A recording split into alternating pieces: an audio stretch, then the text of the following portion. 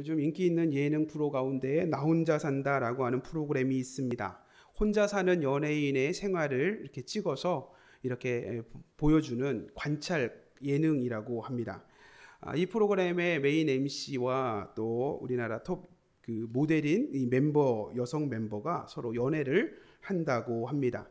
근데 이 연애가 공개되기 전에 이들이 몰래 데이트를 할 당시에 저들이 미국에서 5주년 특별 촬영을 했다는 겁니다. 요즘 그 촬영에 대한 내용들이 방송이 되고 있는데 화제가 되고 있습니다. 뭐가 화제가 되냐면 멤버들 다 모릅니다. 자기 둘만 이렇게 몰래 연애를 하고 있는 상태에서 촬영을 했습니다. 그런데 그 촬영 영상에 저들이 그 몰래 이렇게 멤버들 보이지 않게 의도적으로 퉁명스럽게 의도적으로 숨기고 하는 그런 모든 모습들이 거기에 다 촬영이 된 것이죠. 그래서 사람들이 그걸 보고 즐거워하고 재밌어 합니다. 그러면서 그렇지, 연애하면 저러지, 연애하면 숨기려고 해도 숨길 수가 없지, 그러면서 이렇게 좀 화제가 되고 있습니다. 제가 그 영상들을 인터넷에서 조금씩 보면서 제 마음 가운데도 참 재미있다, 또 여러 가지로 예쁘다라는 그런 생각들을 하게 되었습니다. 또 한편으로 이런 생각이 들었습니다. 숨길 수 없는 거구나. 사랑하는 마음, 또 좋아하는 마음, 연애하는 그 감정, 그거 숨길래야 숨길 수가 없구나. 저 표정에서 티가 나는구나. 저 말투에서 티가 나는구나. 저 어떤 모습에서, 저 행동에서 다 티가 나는구나 라는 것을 생각해 보았습니다. 그렇습니다. 숨길래야 숨길 수 없이 티나는 그것이 어떻게 보면 여러 개가 있습니다. 그 중에 하나가 바로 사랑하는 마음이고, 그것이 하나가 바로 연애하는 감정일 것입니다. 신앙생활을 하다 보면 숨길 수 없이 드러나는 특징이 있습니다. 예수님을 잘 믿고 신앙생활을 잘하면 숨길래야 숨길 수 없이, 마치 연애하는 감정을 숨기려고 애써도 숨겨지지 않는 것처럼 그게 티가 나는, 그렇게 해서 예수 믿는 사람의 티가 나는 예수님 믿는 사람들의 모습이 있습니다. 그것은 바로 성령 하나님의 역사하심입니다. 익숙한 말 우리는 성령 충만함이라고 이렇게 이야기합니다. 기독교는 삼위 하나님을 믿습니다. 우리는 믿음으로 고백합니다. 성부 하나님을 고백합니다. 성자 하나님 예수님을 고백합니다. 그리고 마지막 성령 하나님 성령님을 믿습니다. 이 땅에 육신의 몸을 입고 오신 성자 하나님 예수님께서 이 땅에 오셨습니다. 그리고 예수님께서 다시 천국으로 가시면서 우리에게 약속하신 하나님이 계십니다. 그분이 바로 성령 하나님이십니다. 그렇습니다. 이 시대는 성령 하나님의 시대입니다. 성령 하나님께서 지금도 저와 여러분과 함께 하시는 것을 믿으셨으면 좋겠습니다. 성령 하나님께서 내 안에 계시고 성령 하나님이 거하시는 내가 하나님의 성전이 되는 것입니다. 성령 하나님이 나와 함께 지금도 일하고 계십니다. 저는 이것을 믿음이라고 고백합니다. 저와 여러분이 이 믿음 안에 거하시기를 축복합니다. 성령 하나님이 거하시면 그리스도인들에게 주시는 놀라운 은혜가 있습니다. 성령 하나님께서 함께 하시는으로 누리는 가장 큰 은혜는 구원을 더하신다는 것입니다. 그렇습니다. 성경을 보게 되면 성령 하나님이 역사하지 않으면, 성령 하나님께서 그 마음을 열어주지 않으면요, 그 어떤 사람도 예수님을 주님이라고 고백할 수 없답니다.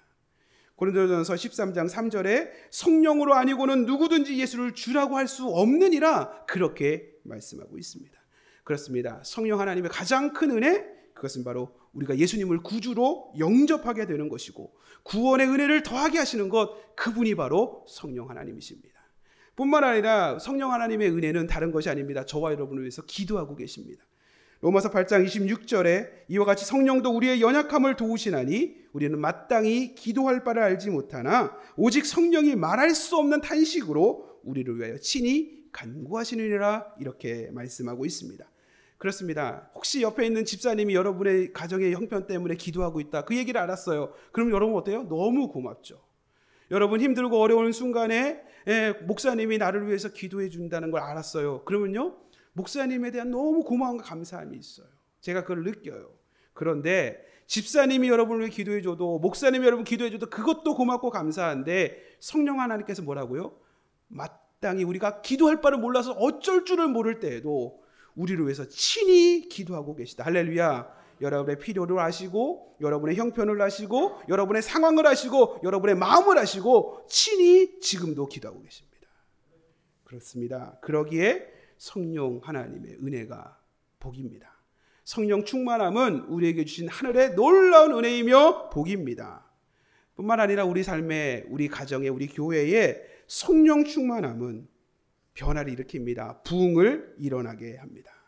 오늘 이 말씀을 좀 통해서 성령 충만한 사람들의 모습, 숨길래야 숨길 수 없는 성령 충만한 사람들의 특징적인 모습 한 3가지 한번 나누기를 원합니다. 첫 번째, 성령 충만한 성도, 성령 충만한 사람들의 특징은요, 모이기에 힘쓰는 사람들입니다.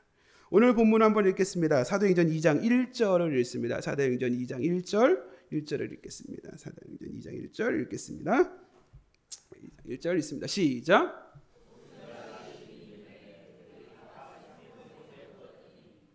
거기에 보니까 이렇게 되어 있습니다. 오른절날이 가까우며 저들이 다 같이 한 곳에 모였다, 이렇게 이야기합니다. 성령 충만함, 성령 충만한 사람들의 특징적인 모습이 있어요. 모이는 걸 기뻐해요. 모이는 걸 기뻐해요. 함께 모이는 것, 그것을 좋아합니다. 함께 모여서 뭐 고스톱 치고 술 마시고 노는 게 아니라 함께 모여 저들 뭐 합니까? 함께 기도해요. 할렐루야. 함께 모여서 뭐 합니까? 예배드립니다. 그런데 이것을 좋아한다는 거예요. 그렇습니다. 이 시대는 정말 개인적인 어떤 그런 프라이버시가 강한 시대입니다. 그래서 할 수 있으면 혼자 신앙생활 합니다. 할 수 있으면 아무도 모르게 그냥 잠깐 뭐 예배 드리고 뭐 거기에 자리를 이렇게 피하고 뭐 이런 것들이 익숙합니다. 그런데 정말 성령에 충만한 사람들의 특징이 뭐냐? 모이는 것, 함께 하는 것, 이걸 즐거워한다는 거예요. 저와 여러분이 성령 충만한 사람을 우리가 그럼 이 기준으로 보게 되면 성령 충만한 분이 누군지를 쉽게 알 수 있어요. 누가 성령 충만한 줄 아세요? 기도하면 폭포수 같은 기도를 쏟아내는 분. 뭐 이런 분들이 성령 충만한 게 아니에요. 진짜 성령 충만한 분은요, 여러분 예배 때마다 자꾸 보이는 분이에요. 여러분이 예배에 나오는데 김 권사님 나오셨네? 수요 예배 드렸는데 또 김 권사님 계십니까? 권사님 계시네. 금요기도 했는데 또 나옵니다. 권사님 계시네. 새벽 예배 기도하는데 갑자기 또 권사님 보입니다. 그러면요, 100% 그 권사님 성령 충만한 분입니다. 할렐루야. 모이기에 힘쓰는 분, 모이기에 힘쓰는 분. 그런 분들이 성령 충만한 삶의 믿음의 특징적인 모습이에요.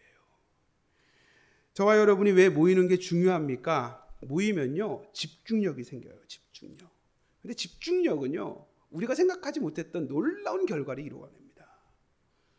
흩어져 있는 빛들을 돋보기에 집중을 하게 되면 어떤 일이 벌어지냐? 불이 나요. 여러분, 물을 가지고 집중해서 물을 가지고 한 곳에 집중해서 물을 쏟으면 어떤 일이 일어나냐? 그게 칼이 돼요. 워터젯이라고 하는 칼날이 나타나요. 근데 이 칼은 빗으로도 또 혹은 그 어떤 칼로도 잘라내지 못하는 걸 잘라내는 힘이 거기에 있어요. 집중하면 힘이 생깁니다. 집중하면 능력이 나타납니다. 집중하면 우리가 상상할 수 없는 에너지가 거기에 있습니다. 영적인 상황도 마찬가지입니다. 우리가 함께 모여서 함께 기도하고 함께 모여서 함께 기도하며 예배드리면 상상할 수 없는 능력들, 상상할 수 없는 그런 은혜들이 부어진다라고 성경은 이야기하고 있어요. 그렇습니다. 저와 여러분이 모이기에 힘쓰는 저와 여러분 되었으면 좋겠습니다.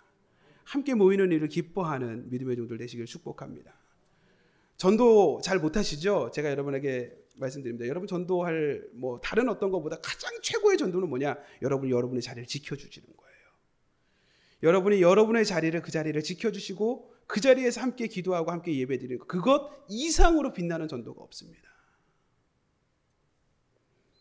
사단 마귀는 모일 때 영적인 힘이 나타나는 걸 알아요. 그래서 어떻게 하냐면 모이는 것을 방해합니다. 히브리서 10장 25절에 모이기를 패하는 어떤 사람의 습관과 같이 하지 말고, 모이기를 패하는 어떤 사람의 그런 습관과 여러 가지 방법과 여러 가지 방해를 극복하고 지금 그렇게 이야기하고 있습니다. 마지막 시대가 되면서 사단들은 우리의 이 영적인 이 힘과 능력을 무너뜨리기 위해서, 무력화시키기 위해서 모이는 것을 무너뜨립니다. 첫 번째는 관계를 통해서 무너뜨리죠. 내가 이 권사 때문에 안 나가 이렇게 되는 거예요. 그 안에서 별거 아닌 문제 가지고 마음이 뒤틀어지고 별거 아닌 일들 때문에 서로 상처가 되어서 내가 김 집사 때문에 안 가 이렇게 이야기하게 되는 거예요. 공동체 안에 관계를 자꾸 흐트러 버립니다. 사단이 방해하는 거예요. 모이기는 것을 방해하는 거예요. 두 번째, 우리의 삶을 바쁘게 만드는 겁니다. 우리의 삶을 분주하게 만드는 겁니다. 그것을 통해서 모이는 것을 방해합니다. 직장을 이렇게 일찍 가는데, 직장 생활하는데 얼마나 피곤한데, 이런 상황과 이런 조건과 이런 현실 때문에 예배드리고 함께 모이고 하는 것 참여할 수 없어 라고 스스로 확신하게 만든다라는 것입니다. 그렇습니다. 사단 마귀는 알아요. 모이면 힘이 난다는 걸, 모이면 능력이 나타나는 걸 알아요. 그래서 계속 우리 마음 가운데 이런 방해들을 통해서 모이는 것을 방해합니다. 모닥불이 하나 둘 흩어져 있으면 금방 꺼집니다. 그러나 그 그 장작들이 하나하나 모이면 엄청난 불이 되는 것입니다. 우리 동서교회 공동체 안에 우리가 함께 모여 함께 찬양합시다. 그 찬양은 역사하는 힘이 클 겁니다.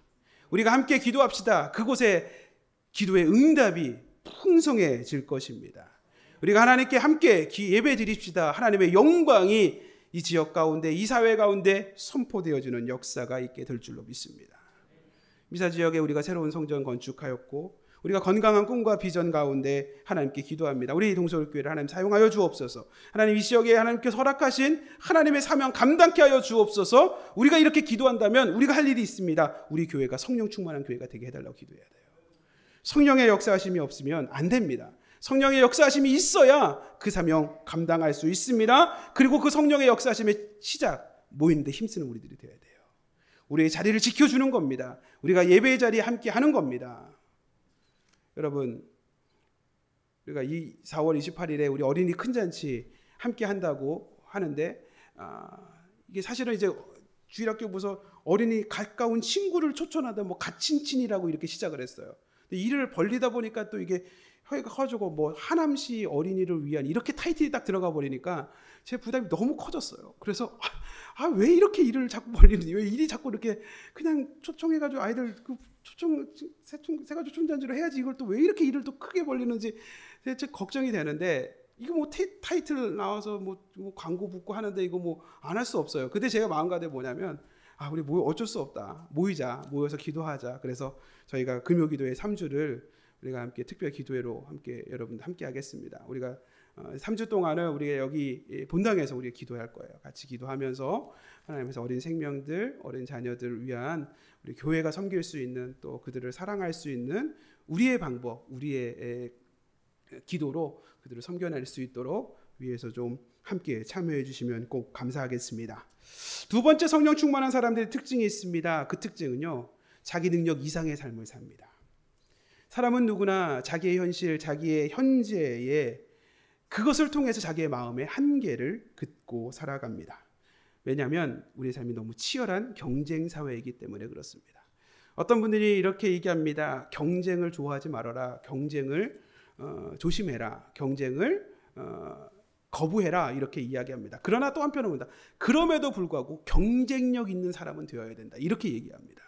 경쟁을 좋아하거나 경쟁을 선호하진 않아도 경쟁력 있는 사람은 되어야 된다. 근데 이게 사실은 이게 굉장히 어려운 말이에요. 좋다, 좋은 말이다라는 생각은 드는데 그게 쉽지가 않습니다. 왜냐하면 경쟁력이 있는 또 다른 사람과 자꾸 비교가 되기 때문에 그렇습니다.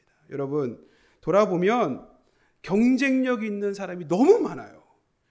우리 직장에도, 여러분의 직장에도 여러분보다 경쟁력 있는 언어를, 어떤 능력을 가진, 경쟁력 있는 실력을 가진, 경쟁력 있는 언변을 가진, 경쟁력 있는 기획력을 가진 그런 사람들이 여러분 주변에 많이 있잖아요.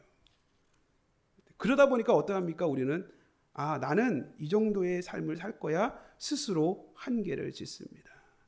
여러분, 청년들 취업을 위해서 입사원 썼을 때요, 스스로 딱 선 긋습니다. 내가 나온 대학이 이 대학이면 내가 원서 낼 수 있는 회사가 여기야라고 다 선이 거져 있습니다. 대학생들만 그런 줄 아십니까? 고등학교, 내가 나온 졸업한 고등학교가 이 정도 레벨이면 내가 이 학교에서 이 정도 등급을 받으면 내가 갈 수 있고 지원할 수 있는 대학이 여기야 라고 선을 다 그어놨습니다. 그게 우리들의 삶이에요. 그게 우리의 한계라고 설정되어 있습니다. 그래서 이야기합니다. 나는 흙수저로 태어났기 때문에, 나는 아무것도 없는 부모님 밑에서 자랐기 때문에, 나는 대학이 이런 수준의 대학을 나왔기 때문에, 나의 경제적인 상황은 이렇기 때문에, 나는 나이가 이렇고 나의 건강 상태는 이렇기 때문에, 내가 할 수 있는 재능이 이렇기 때문에 자기의 상황을 따라 스스로 한계를 짓습니다. 이건 할 수 없는 거야. 이것은 나하고 상관없는 거야. 나는 이렇게 이 안에서 이렇게 살다가 이렇게 죽게 될 거야. 이렇게 얘기합니다. 사람들의 특징의 반응이 이거예요. 처음에는 원망해요.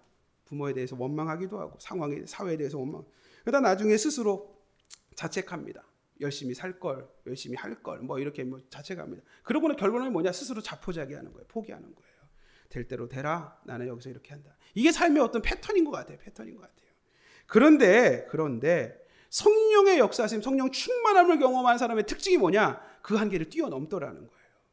우리는 누구나 그 한계를 넘지 못한다라고 생각하고 그 한계 안에서 내가 그래도 조금이라도 좀 편하게, 조금이라도 더 이렇게 아둥바둥 살아가는데, 성령 충만한 하나님의 사람들의 특징이 뭐냐? 그 한계를 뛰어넘어요. 그렇습니다.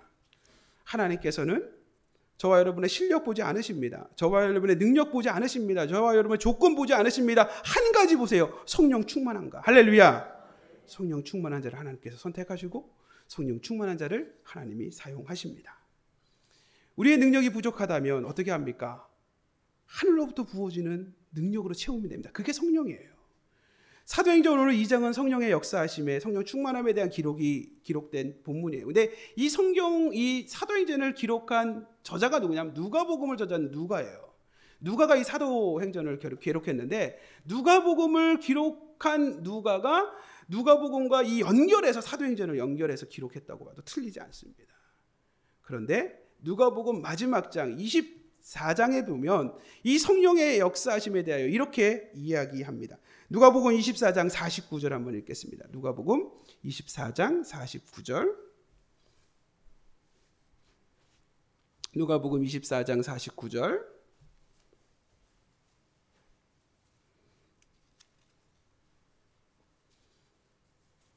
누가복음 24장 49절 찾으셨으면 한번 읽겠습니다. 읽습니다. 시작.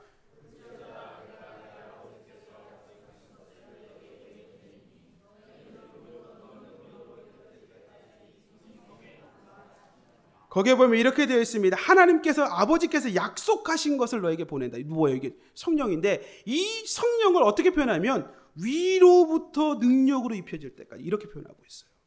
여러분, 성령 충만함은 위로부터 입혀지는 능력입니다. 할렐루야. 위로부터 입혀지는 능력이면 이 땅에서 지어진 그 모든 한계와 이 모든 조건과 이 모든 상황을 뛰어넘는 삶을 살게 된다는 거예요. 대표적인 사람이 오늘 사도행전 2장 본문에 나오는 초대교회의 성도들입니다. 저들에게 성령이 역사합니다. 사도행전 2장 우리 본문 2절 3절 같이 읽어볼까요? 2절 3절 읽겠습니다. 시작.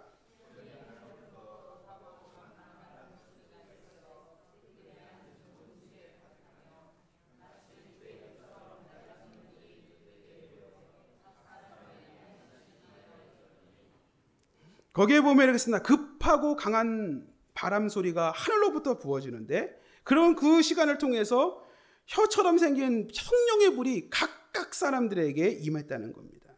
이곳에 모여서 함께 기도하는 120명의 성도들이 한 명도 외에 없이 이런 놀라운 체험들을 하게 되었다. 이렇게 성경은 이야기합니다. 그리고 나서 저들이 변화가 일어나는데, 그 변화를 성경은 이렇게 합니다. 4절을 읽겠습니다. 4절을 읽겠습니다. 사도행전 2장 4절 있습니다. 시작.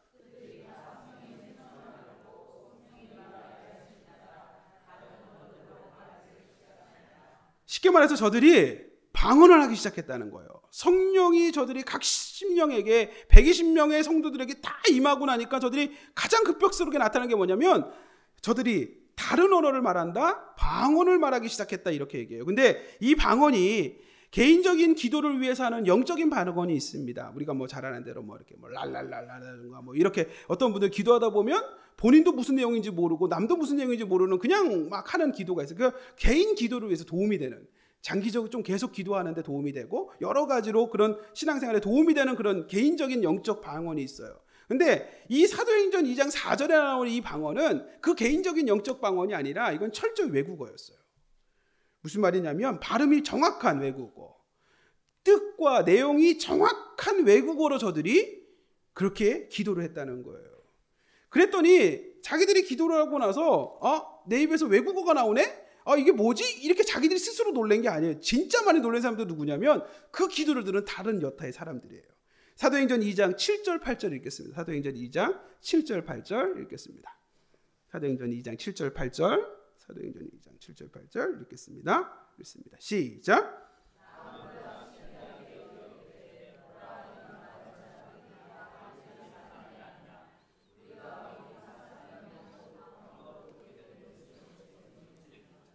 저들이 뭐냐면 오순절이라고 하는 유대인의 큰 명절 때문에 각 나라에서 나고 각 나라에 있는 유대인들이 명절 지키겠다고 지금 예루살렘에 다 모였다는 거예요. 각 지역에서 나고 각 나라에서 사는 이런 유대인들이 명절 때문에 예루살렘에 모였는데 예루살렘에서 초대교회가 생기고 초대교회 성도들이 성령 충만해서 각자 기도를 시작하는데 외국어로 지금 막 기도를 하는 모습을 보고 뭐라고 하냐면 어떻게 얘네들이 갈릴리에서 난 어부들인데 어떻게 보면 아무것도 배운 게 없는 사람들인데 어떻게 우리가 난 곳에 언어를 가지고 얘기를 하고 기도를 하지? 저들이 가장 놀랬다는 거예요. 가장 놀랬다는 거예요. 그렇습니다. 지금 이 사도들 중심한 이 당시 초대교회 성도들은요, 어떻게 보면 자격이 없는 사람들이에요. 능력이 없는 사람이에요. 극단적인 표현으로 생활 수준도 낮은 사람들이에요. 갈릴리 출신입니다. 갈릴리 어촌에서 진짜 매일매일 고기 이렇게 낚시해가지고 하루하루 근근히 먹고 사는 그런 사람들이에요. 외국이라는 곳을 한 번도 가본 적도 없었을 것입니다. 그런데 저들의 그 어떤 조건과 환경에서는 이런 일이 일어날 수 없는데 뭐 합니까? 저들이 하나님께서 성령을 충만하게 하니까요, 저들의 입술이 바뀌어서 유창한 외국어를 하는 사람들이 되어버렸다는 거예요. 유창한 외국어로 하나님께 기도하는 역사가 그곳에 나타나서 도리어 그곳에서 나서 자기 그 외국어를 잘 아는 사람들이 깜짝 놀라는 거예요. 어떻게 이 사람들이 배우지도 않았고 가난하고 자격 부족한 이 사람들이 어떻게 이걸 이렇게 할 수 있지? 깜짝 놀랐다. 다 놀랬다. 지금 성경은 그렇게 이야기하고 있습니다. 여러분, 말씀을 통해서 여러분 좀 도전이 되었으면 좋겠고 말씀이 여러분에게 은혜가 좀 되었으면 좋겠어요. 하나님 앞에서 가난한 거 문제되지 않습니다. 하나님 앞에서 여러분이 많이 공부하지 못하고 좋은 대학 학벌이 있고 없고 그거는 문제되지가 않습니다. 하나님 앞에서 저와 여러분의 달란트가 재능이 있고 없고 그건 큰 문제되지 않습니다. 진짜 중요한 건 뭐냐? 성령 충만한가? 성령 충만하지 않은가? 할렐루야. 이게 중요한 거예요. 이게 중요한 거예요. 성령 충만하면 내 스스로 한계 긋고 살았던 그 삶을 바꿔낼 수 있습니다. 여긴 할 수 없을 거야. 이런 배경을 갖고 이런 환경을 갖고 이런 조건에서 나는 이것밖에 못할 거야. 내 회사에서 나는 여기까지일 거야. 스스로 살면서 직장생활 하면 할수록 계속 선 긋고 있는 우리들, 그 선을 너무너무 선명하게 계속 긋고 있는 우리들. 그런데 성령 하나님께서 충만하게 역사하시면 그 선을 뛰어넘습니다. 그 한계의 선을 끊어낼 것입니다. 부시고 그것을 깨트리고 새로운 도전, 새로운 능력의 삶을 살게 할 줄로 믿습니다. 이 땅을 살면서 내 능력보다 못 사는 인생이 있어요. 내가 가진 재능과 능력보다 그거 잘 못하는 분들이 있어요. 안타깝죠. 내 능력과 살아가서 그래도 다행입니다. 그런데 주님께서 뭐라고요? 내가 가진 능력 이상의 삶이 가능하다. 할렐루야. 성령, 하늘로부터 부어지는 능력이 힘입어지면 저와 여러분이 그러기에 성령 충만함을 사모하고 성령 충만함을 위해 기도하는 저와 여러분 되었으면 좋겠습니다. 세 번째 성령 충만한 사람의 특징은 급격한 변화가 일어났다는 것입니다. 요즘 말하는 한방입니다. 한방입니다. 성령의 역사하심의 특징이 뭐냐? 한방이에요. 제자들이 성령이 충만해졌어요. 제자들의 변화를 보면 순식간이에요. 순식간이에요. 예수님이 제자들을 가르친 3년 동안 저들을 그렇게 변화시키기 위해서 애쓰셨습니다. 그런데 잘 안 변해요. 사람이 잘 안 변해요. 여전히 이기적이고요. 여전히 단기적으로 계산하고요. 여전히 쉽게 포기하고요. 여전히 게으르고요. 여전히 나태합니다. 저만 가만히 묵상해 보니까 저도 그런 것 같습니다. 제 자신이 안 변하는 것 같습니다. 여러분은 괜찮습니까? 사람들은 이야기합니다. 네, 그래, 끊고 이렇게 게으름을 탈피하고 나태함을 탈피하고 이렇게 바꾸어 살아야지 결심합니다. 새해가 될 때마다 가장 많은 사람들이 결심하는 것, 올해는 금연해야지, 담배 끊어야지. 3일이 가지 않습니다. 새해에는 또 새롭게 될 때는 세상의 정욕, 세상의 쾌락 끊어버려야지 결심합니다. 그런데 다시 돌아갑니다. 그게 우리 인생이에요. 그게 우리 삶이에요. 예수님의 제자들, 저들도 끊임없이 결심했습니다. 끊임없이 결단했습니다. 그런데 잘 안 변해요. 베드로는 결심합니다. 이 사람들 다 도망갈지라도 저는 주님과 함께 죽을 수 있습니다. 주님 끝까지 따라갈 겁니다. 그 말 하기 몇 시간 후에 닭이 울기 전에 예수님을 3번이나 부인하는 그런 모습으로. 그런데요, 사도행전 2장이 지납니다. 사도행전의 2장, 성령의 충만함을 저들이 경험합니다. 성령의 역사하심을 경험합니다. 하늘로부터 부어지는 능력을 힘입습니다. 그래서 저들이 완전히 다른 사람이 되었어요. 베드로는 담대히 주의 복음을 전하여 그의 설교를 듣고 3,000명, 5,000명씩 회개하는 역사들이 일어납니다. 겁장이었고 도망가는 비겁자였던 베드로, 예수님의 복음을 위하여 예수님 지신 십자가를 거꾸로 지어 순교의 자리에 당당히 나아가는 인생이 되어버렸습니다. 그렇습니다. 우리가 어떻게 보면 조금씩 변화되는 것 기대합니다. 남편이, 가정이, 자녀가 이렇게 조금씩 맞습니다. 우리 조금씩 나아지기 위해서 기도합시다. 그런데 한 번 확 변화의 어떤 전기가 필요하다면 구합시다. 하나님, 성령으로 한번 역사해 주십시오. 할렐루야. 성령으로 한번 내 가정 한번 뒤집어 놔 주십시오. 성령으로 한번 어떻게 해서 내 남편 한번 좀 변화시켜 주십시오. 성령께서 꿈속에서도 한번 강하게 한번 역사하셔서 내 자녀 한번 뒤집어 놓으십시오. 그런데요, 가능합니다. 성령 충만함의 특징은요, 한번 뒤집어지니까 인생이 확 뒤집어져요. 인생의 전환이 일어나요. 급격한 변화가 일어나요. 동서교회 위해서 많이 기도합니다. 우리 함께 기도합시다. 하나님께서 우리 동서교회를 이렇게 인도하셨고 조금씩 좀 안정적으로 이렇게 함께 하시는 하나님을 찬양합니다. 또 한편으로 기도합시다. 하나님, 우리 교회가 성령 충만한 교회 되어서 급격하게 한번 변화 일어나는, 급격하게 한번 부흥하는 귀한 교회 한번 되게 하여 주옵소서. 여러분, 구하면 됩니다. 성령은요, 구하는 자에게 주시는 겁니다. 사도행전을 기록한 누가가 이렇게 얘기합니다. 누가복음 11장 13절 읽겠습니다. 누가복음 11장 13절. 누가복음 11장 13절.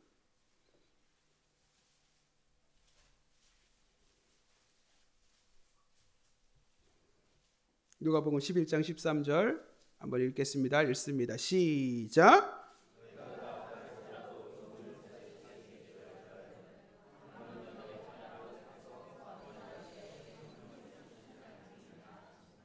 거기에 이렇게 되어 있습니다. 악한 자라도 좋은 것으로 자녀에게 주는 걸 좋아한다. 그런데 하늘 아버지께서 구하는 자에게 좋은 것을 주지 않겠냐라고 이 논리적으로 이야기됩니다. 그런데 좋은 것이 뭐냐? 성령이에요. 여기서 두 가지 우리가 깨달아야 됩니다. 성령의 충만함, 성령의 기름 부으심은 좋은 거다. 할렐루야. 좋은 거다. 두 번째, 성령의 충만함은 구할 때 가능하다. 이걸 좀 깨달았으면 좋겠어요. 성령 하나님은 좋은 것입니다. 성령의 충만함은 좋은 것입니다. 그리고 성령 충만함은 구할 때 가능한 겁니다. 기독교 역사를 돌아보면 영광의 시대는, 영광의 교회의 역사는 성령을 구하는 기도가 많았던 시대예요. 기도할 때에 성령 하나님 내게 임하여 주옵소서. 성령 하나님 나에게 임하여 주옵소서. 내가 성령 충만함을 사모합니다. 갈망합니다. 그렇게 기도에 그런 내용들이 임했던 시대는 교회가 영광스러운 시대였고, 가정이 영광스러운 시대였고, 인생이 영광스러운 시대였다라는 겁니다. 저와 여러분이 우리의 기도 가운데 성령 구하는 귀한 고백이 되었으면 좋겠습니다. 성령 충만함을 구하십시다. 성령 충만함으로 하늘로부터 부어주는 능력으로 세상을 이기고 죄악된 습관들을 이기고 나의 삶의 한계, 내 인생의 한계를 뛰어넘는 복된 인생 사시길 주님의 이름으로 축복합니다. 오늘 이 시간 찬양합시다. 찬양할 때에 세상 다 변하고 우리 함께 찬양하겠습니다. 이 삶의 끝이 와도 주 없이 살 수 없네. 주만이 내 소망, 주만이 내 영광입니다. 주 없이 살 수 없네. 우리 함께 찬양하며 나아갑니다.